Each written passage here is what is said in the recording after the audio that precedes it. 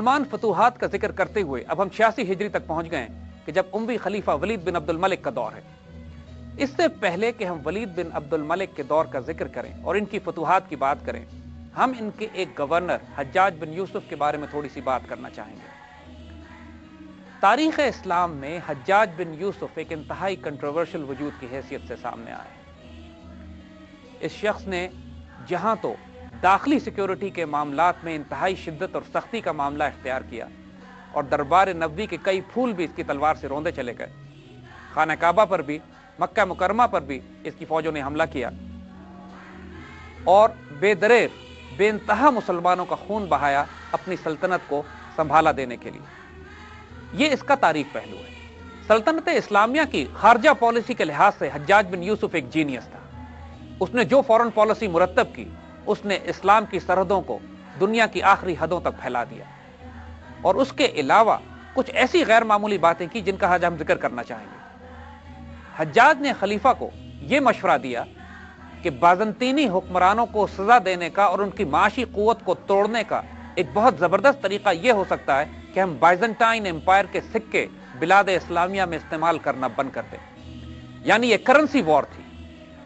بلاد اسلامیہ میں اس کے بعد بازنطینی سکوں کا استعمال بند کر دیا گیا اور ان کی جگہ پر خلافت اسلامیہ نے اپنے مزید سونے اور چاندی کے سکے جاری کر دیے، جو پہلے بھی جاری تھے، لیکن اس کمی کو کمپنسیٹ کرنے کے لیے کہ جو بازنطینی سکوں کے استعمال نہ کرنے کی وجہ سے پیدا ہوتی ہے، اس کو پورا کر لیا گیا۔ نتیجہ سے کیا ہوا؟ اس کی ڈائمنشنز کیا ہیں؟ بنیادی طور پر مسلمان جب سرحدوں پہ ٹکرا رہے تھے بازنطینی سلطنت کے ساتھ، لیکن تجارت آپس میں جاری تھی۔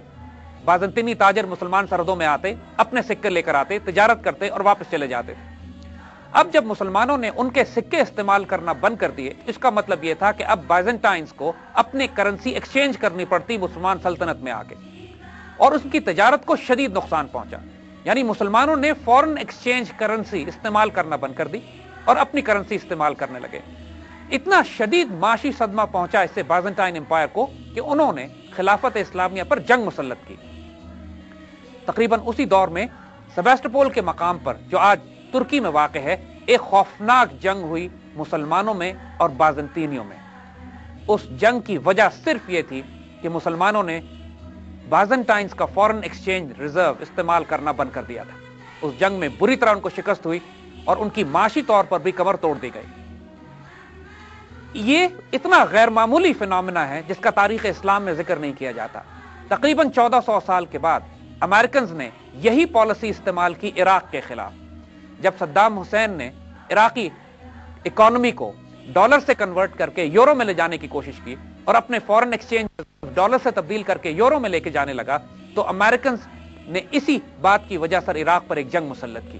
تقریباً 85 ہجری کے آس پاس سیباستوپول کی لڑائی وہ پہلی لڑائی تھی انسان کی تاریخ میں جو کرنسی ایکسچینج پر لڑی گئی، اور اس کے اثرات آج تک دنیا محسوس کرتی ہے۔ اس کے علاوہ جو حجاج بن یوسف نے غیر معمولی فورن پالیسی کے حوالے سے کارنامے انجام دیے، انہوں نے 3 اعلیٰ ترین جرنیل سلیکٹ کیے۔ قتیبہ بن مسلم، جو خراسان کے گورنر تھے، ان کو ماوراء النہر اور سینٹرل ایشیا فتح کرنے کے لیے روانہ کیا۔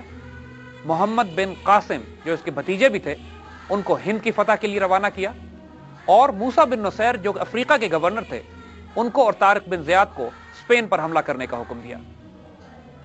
یہ تمام غیر معمولی واقعات ایسے ہیں خلیفہ ولید بن عبد الملک کے دور میں کہ جن کی وجہ سے اس وقت کی نون دنیا کے کونے کونے تک مسلمان سلطنت وسیع ہو گئی، اور اس تمام فتوحات کا ماسٹر مائنڈ یا سہرا حجاج بن یوسف کو جاتا ہے۔ جس طرح ظالم حکمران مسلمانوں سے خوف کھاتے تھے، اسی طرح ان کی شہری آبادی مسلمانوں سے عافیت محسوس کرتی تھی اور مسلمانوں کی مدد طلب کرتی تھی۔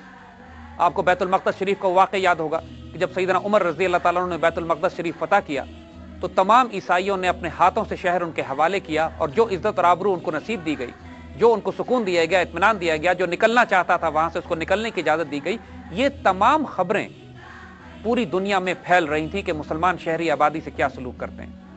اسی طرح آپ کو یہ یاد ہوگا کہ جب مسلمان مصر میں پہنچتے ہیں حضرت عمر بن عاص رضی اللہ تعالیٰ عنہ کے ساتھ، تو قبطی عیسائیوں نے مسلمانوں کی بہت مدد کی انہی خبروں کی بنیاد پر کہ جو مسلمان شہری آبادی کے ساتھ کرتے چلے آئے تھے۔